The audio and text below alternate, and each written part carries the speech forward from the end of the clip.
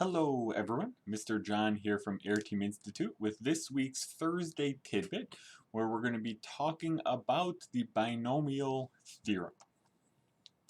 A little bit of background here, right? Most of us know that we can use kind of Pascal's triangles, patterns and stuff for finding the coefficients if we're expanding something like x plus y raised to the nth power. Right, so we know x plus y squared plus 2xy plus y squared. Right, if we get into the cube, this is where we have a 1, 3, 3, 1 pattern. So x plus y cubed is x cubed plus 3x squared y plus 3xy squared plus y cubed. And we have a similar thing for x to the fourth, and this pattern continues. Right, so for x plus y to the fourth, we have this 1, 4, 6, 4, 1. So we have that kind of row of Pascal's triangle. And also, just always want to keep in mind the pattern we have of the x's and y's. Right, so if we look at all of the x terms, for example, in this last one, right, we have an x to the fourth power first, and then we have an x cubed, then we have a x squared, then we have an x, then we have no x, or an x to the 0th power, right? And this pattern kind of goes in reverse for the y. We have a y squared, a y cubed, and a y to the 4th. Note in x plus y to the 4th power, the powers always add up to 4, right? We have 4 plus 0, then we have 3 and 1, 2 and 2, 1 and 3, 0 and 4. So those powers always add up to 4 in the kind of x and y variable terms. And then our coefficients we can give with Pascal's triangle. Now, if you don't have these memorized for kind of, maybe you have the first 3 of these memorized, maybe the x plus y to the 5th you have memorized, maybe you don't have x plus y to the 10th power memorized. Or what if we want to do some kind of higher powers or other patterns or things like that? This is where something called the binomial theorem can be helpful as well.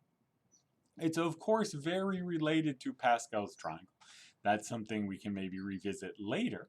But right, these things can be kind of looked at and thought about separately if you like.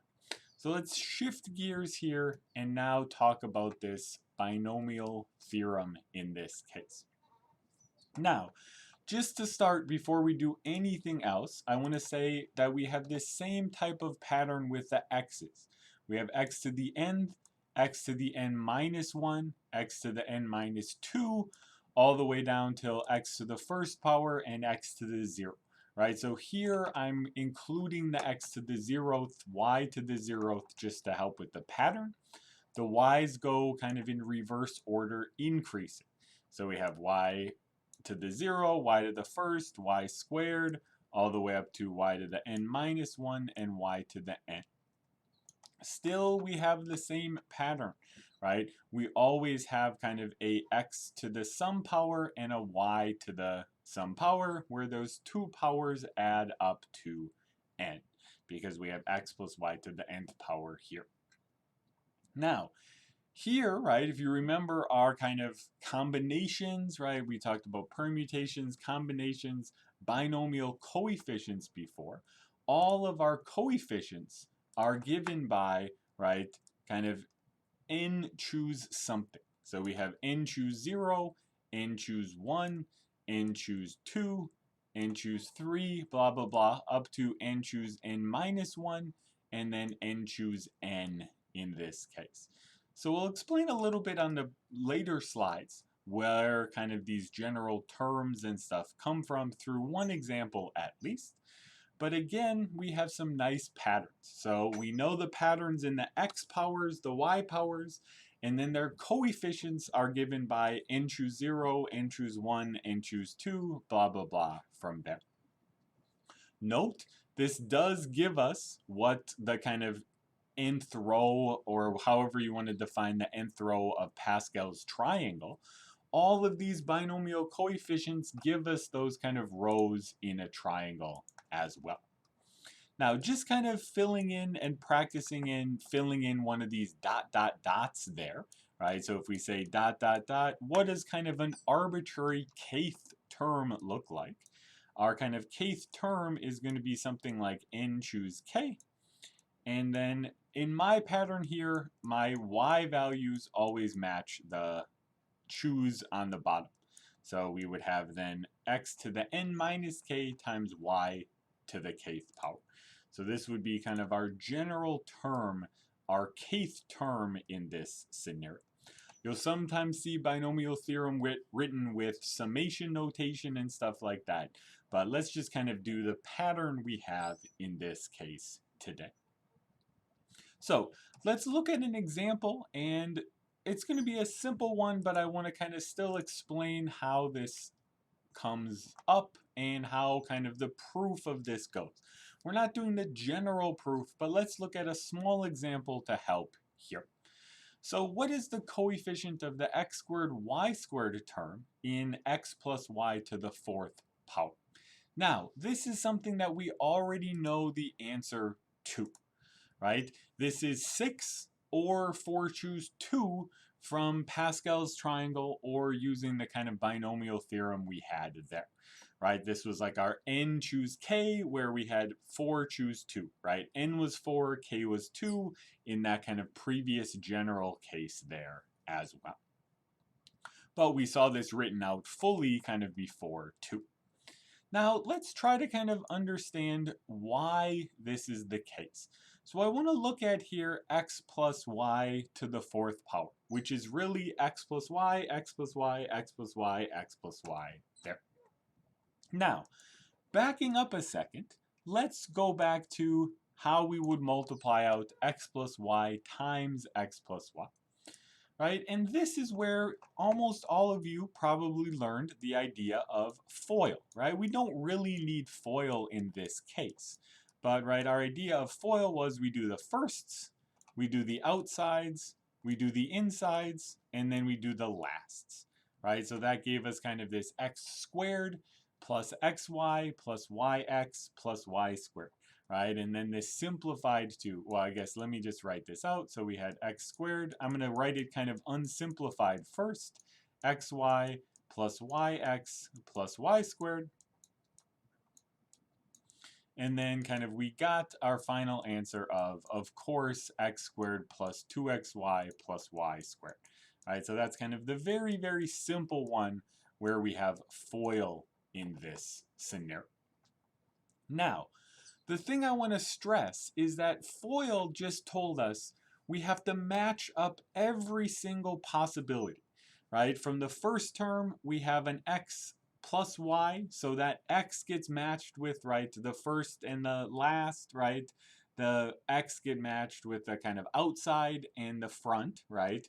The y gets part of the kind of inside and the last terms, right? We're doing every possible matching in these cases. So when we go back and kind of look at our full term here, let me kind of highlight them here, right? So we have a x plus y term. We also have a, right, then x plus y term. And I'm going to kind of color code these in 4 colors in this case. So if we think about multiplying these things out, right, how do we multiply things out? Well, for example, if we want to get an x to the fourth power, x to the fourth power comes from x times x times x times x in this case, right? So this here will give us an x to the fourth power in this scenario. Well, the key is we have to make a choice for each of these things, right? For each of these terms, we have to make a choice there. So how could we get an x to the fourth power? And I'm going to kind of write this out in a little bit of a weird way, right? Or sorry, not an x to the fourth, an x squared y squared power. Well, we could match the x with the x, and then we could match it with the y and the y, right? So this will give us, right, a x, x, y, y term, which is, of course, x squared y squared. Now, using a kind of different color for a moment, what if we did a different order and did y matched with y, matched with x, matched with x right? So we have y, y, then the x's match up here as well. And so this one is going to give us a y, y, x, x. Now, is that actually any different than x, x, y, y? Once we simplify things, no, right? So this kind of is exactly our x squared, y squared term again. So where does this stuff kind of come from then as well, right? Where is our kind of idea of this, right? We have these 4 places, right? So we have our 4 terms, or 4 kind of binomials here. So we have 4 binomials.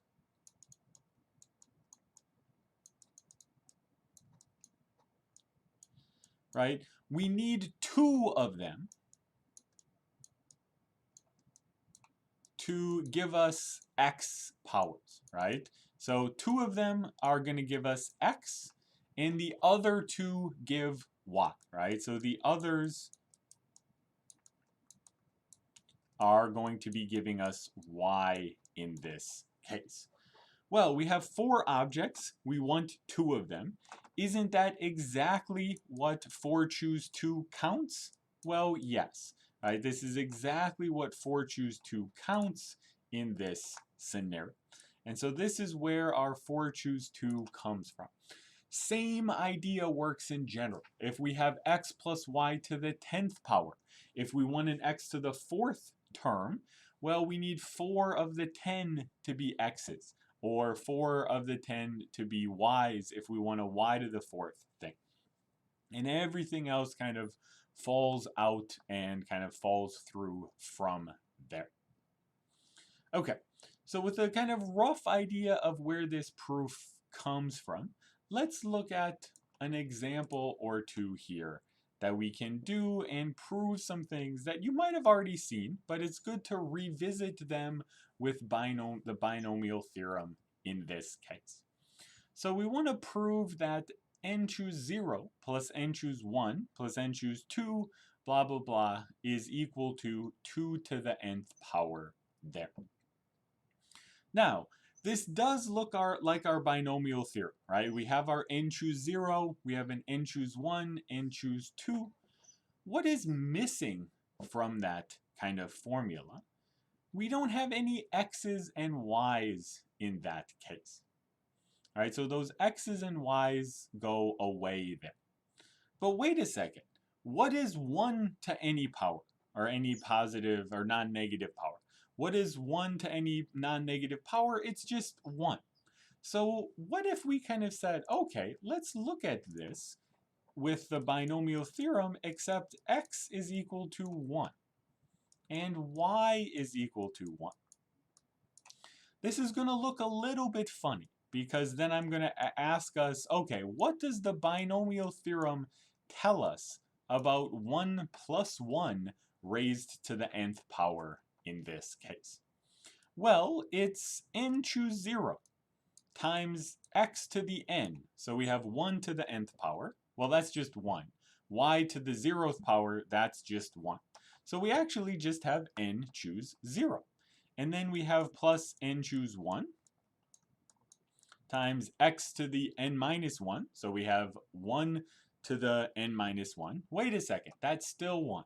Y to the 1 is 1. All right, so we're actually just going to get all of these n choose 0 plus n choose 1 plus n choose 2 all the way up to plus n choose n in this case. So now all of a sudden we have our exact left-hand side of this equation. But wait a second. Now you probably were saying, why are we doing this in the first place? Because we know that 1 plus 1 is 2, so we have 2 to the nth power. Well, that gives us our other term there. So this kind of is exactly how we come up with our answer in this case. All right, so just kind of summarizing this again, we can kind of look at our 1 plus 1 raised to the nth power. Well, of course, that is 2 to the n in this case. And so that is our 2 to the n on this side. But using the binomial theorem, this is equal to n choose 0 plus n choose 1 plus n choose 2, etc. along the way. So this is how we can kind of do some proofs with the binomial theorem. Let's look at one other one quick in this case. This one's a little bit trickier. So on one side here, we have all of the even powers. So n choose 0, n choose 2, n choose 4, up to the largest even number less than n. And then on the other side, we have all the odds. N choose 1 times n choose 3 plus n choose 5, all kinds of stuff like that too. Now, let's look then at another expression for the binomial theorem. This one's a little bit trickier, so let's just kind of look at it here in this case. Let's let x equals 1 and y equals -1 here. So, what we're going to get then is I want us to look at 1 plus -1, let me write, raised to the nth power in this case. Now, of course, this is equal to 0, right? So this is equal to 0 here. But what does the binomial theorem tell us? Well, we have our n choose 0, and then it is x to the nth power. So the x's all go away. We just need to now kind of worry about these y's here. But y to the 0th power, -1 to the 0th power is 1. So this is just n choose 0. Now what about the n choose 1 term, however? This is y to the 1st power, or -1 to the 1st power. So this is minus n choose 1. -1 to the 2nd power is +1 again. So our next term is an n choose 2. Then we have a minus n choose 3, because -1 to the 3rd power is -1, ... there. So we have this alternating terms and stuff like that in this case. Now, just for kind of clarity here, notice all the evens, right, are going to be positive, right? So those are all positive. All of the odd powers, right? So when I say all of the odds, I'm meaning all the kind of odd powers, or not odd powers. Yeah, all the odd powers of 1, right? So all the odds here are kind of our negative n choose 1, negative n choose 3, etc. Right? All of our evens, as I mentioned, are positive, right? N choose 0, n choose 2, etc. And so when we rearrange those things, let's move all the negatives to the other side. That's going to give these things are equal to each other as we need. So it's another kind of nice trick where we kind of move all the odds to the other side. We have 0 equals something. So when we rearrange, we have exactly the outcome we want for this identity here as well. Okay, that is good for today's tidbit. Thank you guys for watching. If you liked this video, please subscribe and kind of join us each week for our new Thursday tidbits. Right, if you want some more practice, check out ziml.areteem.org for a lot of good practice resources there. Goodbye, everyone.